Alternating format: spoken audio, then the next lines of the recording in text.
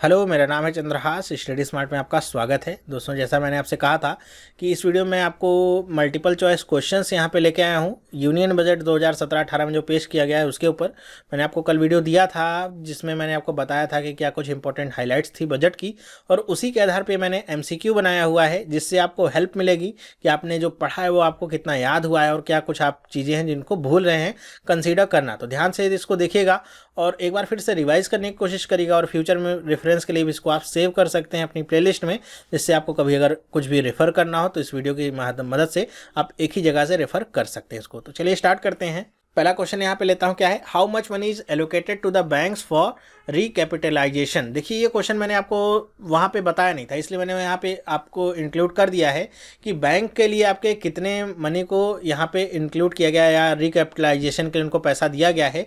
तो ये आपका इसका सही ऑप्शन क्या है, 10,000 करोड़ रुपये बैंक रिकैपिटलाइजेशन के लिए यहाँ पे दिया गया है। ठीक है, नेक्स्ट बात करूँ, क्या है कि in the union budget 2017-18 the lending target under मुद्रा योजना सेट एट, कि मुद्रा योजना के तहत कितना लेंडिंग आपका टारगेट रखा गया है। कल मैंने आपको बताया था कि मुद्रा योजना क्या है, उसमें 3 तरह की योजनाएं हैं, तो टोटल कितना टारगेट रखा गया है। तो देखिए, अगर आपने थोड़ा सा भी ध्यान नहीं दिया होगा तो आप देख रहे होंगे यहाँ पे 2.75 लाख, 2.74 लाख, 2.44 लाख, 2.35 लाख, एकदम सिमिलर आपको एग्जाम्पल यहाँ पे देखने को मिल रहा है। अगर इस तरह के ऑप्शन अगर देखने को मिलेंगे आपको तो बहुत ज़्यादा आप कन्फ्यूज़ हो पाएंगे, और इसमें कोई भी चांस नहीं होता है कि जिसमें आप फोकस करके या कुछ ट्रिक लगा करके इसको सॉल्व कर सकें। तो एकदम एग्जैक्ट आंकड़ा आपको याद होना चाहिए। वो क्या था, 2.44 लाख करोड़ रुपीज़ यहाँ पे रखा गया है टारगेट, जो मुद्रा योजना के तहत आपके दिए जाएंगे। नेक्स्ट क्वेश्चन देखिए, क्या है कि fiscal deficit for this fiscal at down from budget estimate of 3.5%। मतलब जो भी बजट का एस्टिमेट था 3.5% से उससे डाउन करके जो आपका फिजिकल डेफिसिट है उसे कितने पे रखा गया है। तो मैंने आपको कल बताया था कि फिजिकल डेफिसिट जो इस बार का रखा गया है वो कितना है, तो आपको एग्जैक्ट आंसर क्या होगा, 3.2% रखा गया है। देखिए 3% भी है, लेकिन ये क्या है, नेक्स्ट ईयर के लिए इसको कहा गया है कि अगले साल तक हम 3% तक रखेंगे। जैसे नेक्स्ट ईयर के लिए पिछली बार क्या बताया था कि 3.5% रखेंगे, लेकिन 3.2 ही रखा है।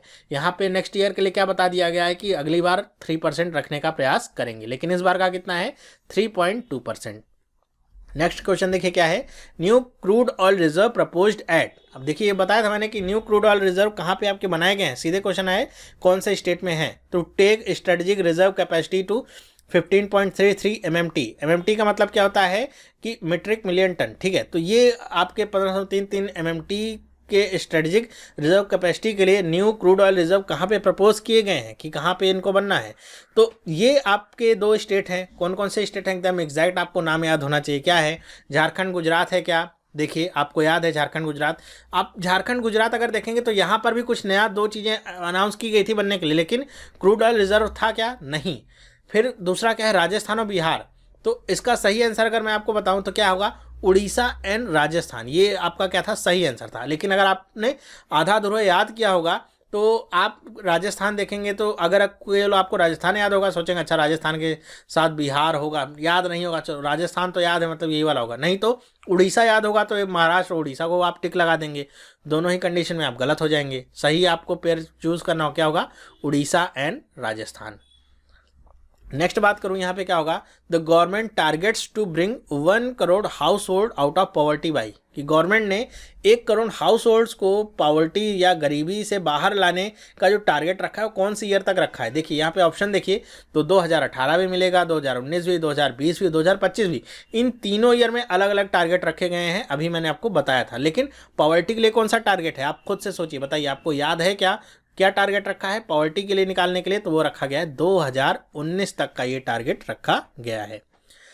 नेक्स्ट क्वेश्चन देखते हैं, क्या है कि how much amount is allocated to the MNREGA scheme. MNREGA scheme के तहत कितना अमाउंट एलोकेट किया गया। अभी मैंने बताया था आपको कि इस बार जो अमाउंट एलोकेट किया गया है मनरेगा स्कीम को, वो अभी तक का एलोकेटेड सबसे अधिक अमाउंट है। ठीक है, तो वो अमाउंट है कितना, वो भी जान के रखिए। वो अमाउंट है 48,000 करोड़ रुपीज़। ओके, और इसमें यह भी बताया गया था कि मनरेगा स्कीम के तहत लगभग 55% महिलाओं की भी भागीदारी को सुनिश्चित किया जाएगा, ऐसा प्रयास किया जाएगा। नेक्स्ट देखिए, क्या है, unmanned level crossing to be eliminated by, कि अननेम्ड लेवल क्रॉसिंग जो है रेलवे के लिहाज से पूछा गया है कि ये कब तक खत्म होने की यहाँ पे घोषणा की गई है। तो मैंने आपको बताया था क्या ईयर था वो, तो वो ईयर था 2020, 2020 से इसे याद रखिएगा। और यहाँ पे जो इसके तहत शायद फंड बनाया गया था उसका नाम क्या है, रेल सेफ्टी आपका फंड है शायद। और यहाँ पे कितने साल के लिए है, तो मेरे ख्याल से 5 ईयर्स के लिए यहाँ पे इसको दिया गया है, ठीक है। नेक्स्ट बात करते हैं, how much fund is allocated to double irrigation fund corpus, कि कितना फंड यहाँ पे इरिगेशन फंड कॉर्पस में दिया गया है। तो डबल की बात कही जा रही है, डबल मतलब पहले मैंने आपको बताया था इरिगेशन कॉर्पस कितना था, डबल करने की बात कही जा रही, पहले कितना था 20,000 करोड़ रुपए का फंड ये कॉर्पस था, लेकिन अब कितना हो गया है 40,000 करोड़ रुपए इस बार दिए जाएंगे, ठीक है। इसीलिए डबल इसको कहा जा रहा है, डबल किया जा रहा है। तो एकदम एग्जैक्ट अगर याद होगा तो आसानी से आप लगा पाएंगे, वरना तो फिर तुक्के में गलत हो जाएगा। नेक्स्ट बात करते हैं, 2 new scheme referral bonus for individual and दूसरी अंडर भीम ऐप सून, मतलब भीम ऐप के तहत 2 नई स्कीमें चलेंगी, रेफरल बोनस फॉर इंडिविजुअल्स और दूसरी स्कीम का नाम क्या है बताइए। ज्वाइनिंग बोनस फॉर इंडिविजुअल्स, यह स्कीम का नाम है नहीं। कैशबैक फॉर इंडिविजुअल्स नहीं। 10% ऑफ ऑन एवरी परचेज नहीं। कैशबैक फॉर मर्चेंट्स, जी हाँ यही है। कैशबैक फॉर ट्रेडर्स मर्चेंट्स इसी स्कीम के तहत आपका लाया जाएगा।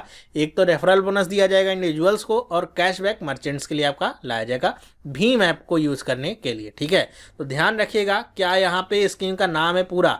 देखिए ज्वाइनिंग बोनस भी हो सकता है, लोग सोचेंगे रेफरल बोनस होगा तो ज्वाइनिंग बोनस भी हो सकता है, अगर नहीं याद रहेगा तो तुक्के में। कैशबैक अगर केवल याद रहा तो कैशबैक फॉर इंडिविजुअल्स है, इंडिविजुअल्स को कैशबैक नहीं, मर्चेंट्स के लिए है, ठीक है। तो एकदम अच्छे से पढ़ के रखिए। नेक्स्ट बात करें, in the union budget 2017-18 a SMS based is put in place, मतलब कि 2017 में एक एसएमएस बेस्ड कोई सर्विस आपकी स्टार्ट की गई, उसका नाम क्या है। अब नाम क्या है, clean my birth service, Raksha service, food on the birth service, clean my coach, clean my toilet.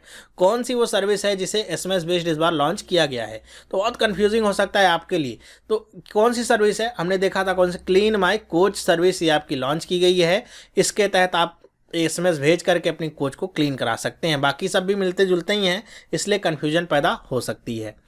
Next बात करूँ क्या है, according to the union budget 2017-18 Aadhaar based smart card will be issued to senior citizen for what purpose. मैंने आपको कहा था इस तरह से क्वेश्चन बन सकते हैं कि आपको पूरी इन्फॉर्मेशन दे देगा, आधार बेस्ड स्मार्ट कार्ड दिए जा रहे हैं किसको, सीनियर सिटीजन्स को। बस आपसे पूछ लेगा बताइए किस लिए दिए जा रहे हैं, टू मॉनिटर पेंशन। एकदम देखिए एकदम सोचेंगे अच्छा सीनियर सिटीजन है तो पेंशन वगैरह मिलेगी, तो अगर आप तुक्का मारेंगे तो सोचेंगे अच्छा यही हो सकता है, और आधार बेस्ड स्मार्ट कार्ड क्यों दिया, क्योंकि आधार कार्ड का ज़्यादातर इस्तेमाल जो है वो सब्सिडी ट्रांसफ़र करने, फंड ट्रांसफ़र करने, इन्हीं के तहत आपका लिया जाता है।